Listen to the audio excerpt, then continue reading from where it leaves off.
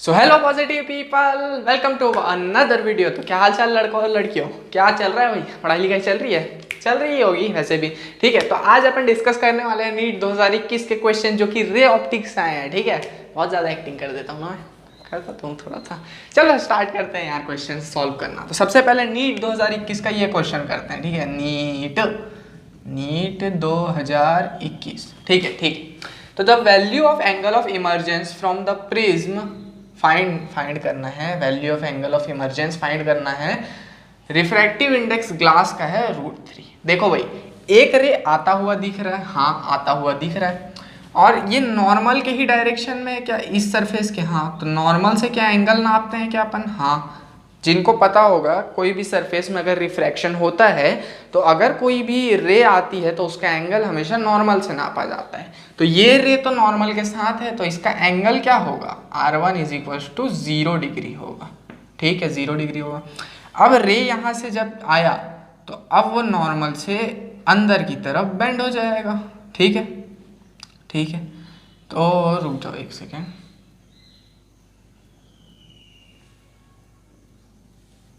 तो ऐसा कुछ हो जाएगा, मैं बोलता हूँ। ठीक है, हाँ। फिर यहाँ से एक रे ऐसे निकलेगी, ये नॉर्मल से। ठीक है, हाँ ठीक है। तो ये जो एंगल है ये है रिफ्रैक्टिव एंगल R2, और ये जो एंगल है ये है इमर्जेंस एंगल E। तो अपने को एंगल ऑफ इमर्जेंस E निकालना है। ठीक है, मे भी ये जो रिफ्रैक्शन है ये गलत हो सकता है, ये शायद इधर होगा मेरे ख्याल से, लेकिन मैं बनाने के लिए समझाने के लिए बना दिया हूँ कि एंगल ऑफ इमर्जेंस क्या है, मतलब बाहर निकलने का जो एंगल है उसको फाइंड करना है अपने को। ठीक है ठीक है। तो सबसे पहले जो है एंगल ऑफ प्रिज्म जो है A = R1 + R2 होता है। ठीक है, तो angle of emergence angle of prism क्या होता है? A। ये यहाँ पे जो एंगल बनता है ना प्रिज्म के, उसको एंगल ऑफ प्रिज्म बोलते हैं। तो ये जो है ये 60 डिग्री, ये 90 डिग्री, 90 + 60 हो गया 150। ठीक है, 150 + x = 180। मतलब इसको ट्रायंगल लॉ से निकालेंगे तो यहाँ 30 डिग्री बन रहा है। मतलब एंगल ऑफ प्रिज्म कितना है? 30 डिग्री = R1 कितना है? 0 डिग्री। कैसे 0 डिग्री? नॉर्मल से अपन एंगल निकाल के देखे तो 0 आया, प्लस ये R2 है तो ये R2 कितना है? 30 डिग्री आ गया। ठीक है, R2 कितना है? 30 डिग्री। अब स्नेल्स लॉ नाम का एक चीज़ होता है, हाँ होता तो है, तो उसको लगाएंगे। तो उसमें क्या बोलता है? N1, एक second, N1 sin θ1 = N2 sin θ2। N1 क्या है? रिफ्रैक्टिव इंडेक्स ऑफ, बोलो, एयर की ग्लास, एयर की ग्लास, एयर। तो N1 क्या है? Refractive index of air. N1 क्या है? Refractive index of air. तो एयर का रिफ्रैक्टिव इंडेक्स 1 होता है, और N2 क्या है? रिफ्रैक्टिव इंडेक्स ऑफ ग्लास, जो कि दिया हुआ है √3। ठीक है ठीक है, तो 1 × sin θ1, यहाँ पे मैं क्या लिखूंगा? sin E लिखूंगा। क्यों E लिखूंगा? क्योंकि जब रे बाहर निकल रही है तो क्या वो ग्लास से एयर में जा रही है? हाँ, तो जब रिफ्रैक्टिव इंडेक्स एयर का लिया हूँ तो ये जो एंगल है ये भी एयर में जो रे बना रहा है उसका लूंगा क्या? हाँ, = N2 क्या होगा? N2 होगा √3। तो यार हाँ, मेरा रिकॉर्डिंग रुक गया था ना, गंदा फीलिंग में पूरा पढ़ा चुका था, पता है यहाँ तक। अभी पूरा सॉल्यूशन फिर से मिटाया, फिर से पढ़ाना पड़ेगा। चलो फिर से स्टार्ट करते हैं। तो यहाँ तक पहुँच चुका था मैं। 1 × sin E क्यों? इमर्जेंस, क्योंकि यहाँ से बाहर निकल रहा है, एयर में आ रहा है, इसीलिए = √3 times sin R2।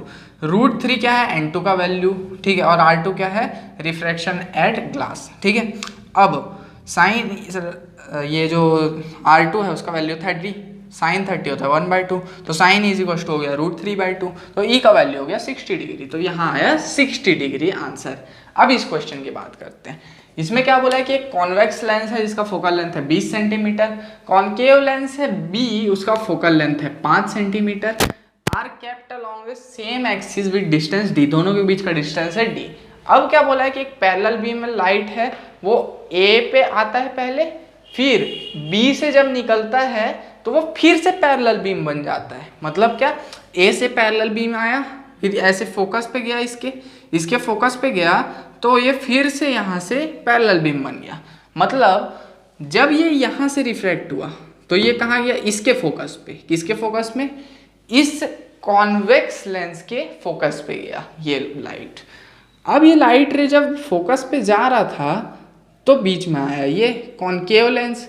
Concave lens के फोकस पे अगर जा रहा होगा ये और यहाँ आया, यहाँ से ये पैरेलल चला गया।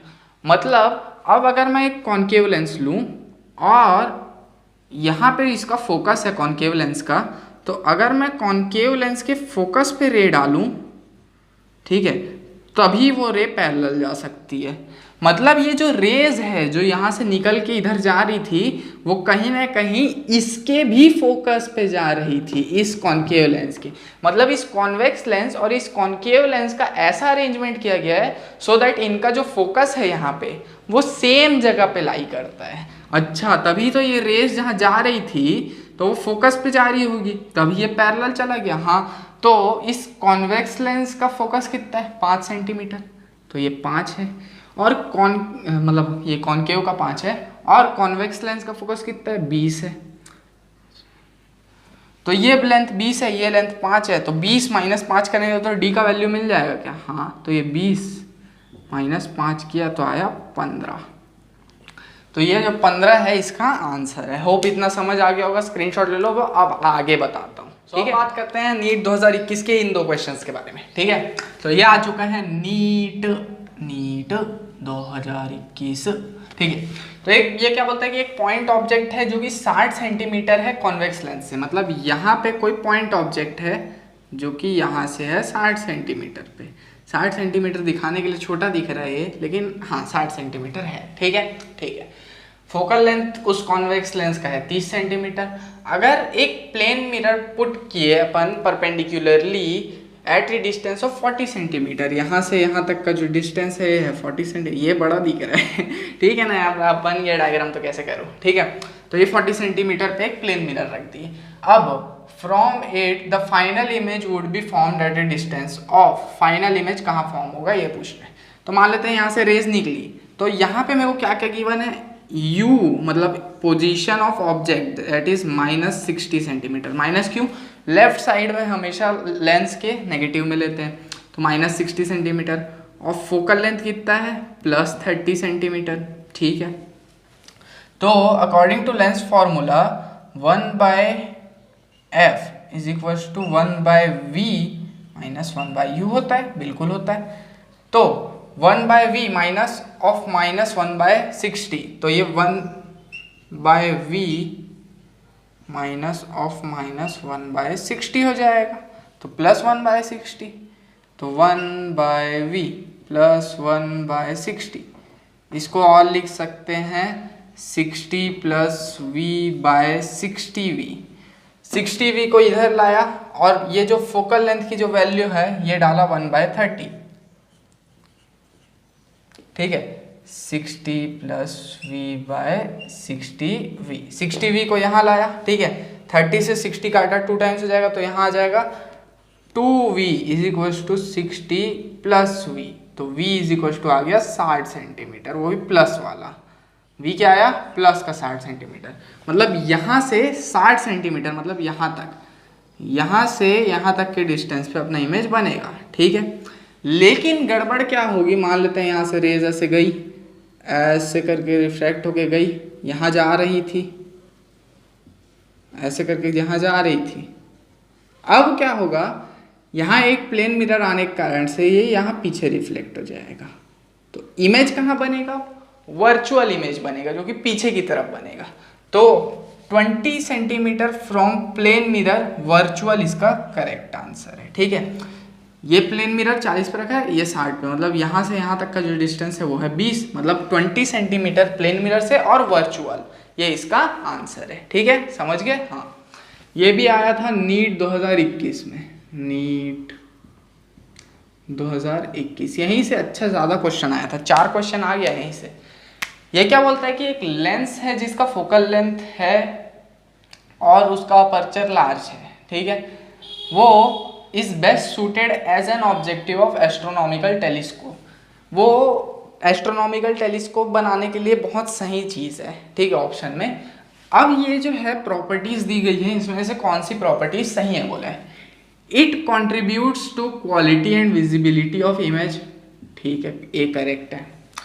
अ large area of objective ensures better light gathering and power. हाँ, अगर ऑब्जेक्टिव लेंस मतलब 2 लेंस लगते हैं एस्ट्रोनॉमिकल टेलीस्कोप में, ऑब्जेक्टिव जो कि पीछे वाला रहता है उसका अगर एरिया अच्छा है तो वो लाइट को अच्छे से एब्जॉर्ब कर पाएगा, तो लाइट गैदरिंग पावर उसका बढ़ता है, तो बी भी सही है। एक large aperture provides good resolution, हाँ सी भी सही है। तो कुल मिलाकर इसका जो आंसर है वो डी बनेगा, ऑल ऑफ द अबव, ठीक है, सारे के सारे सही है। ठीक, होप इतना समझ में आ गया होगा, इसका स्क्रीनशॉट ले लो और अच्छा लगा होगा तो नीचे सब्सक्राइब का बटन दबाते ही वही जाना। ठीक है, मिलते हैं अपने अगले वीडियो में, बाय बाय।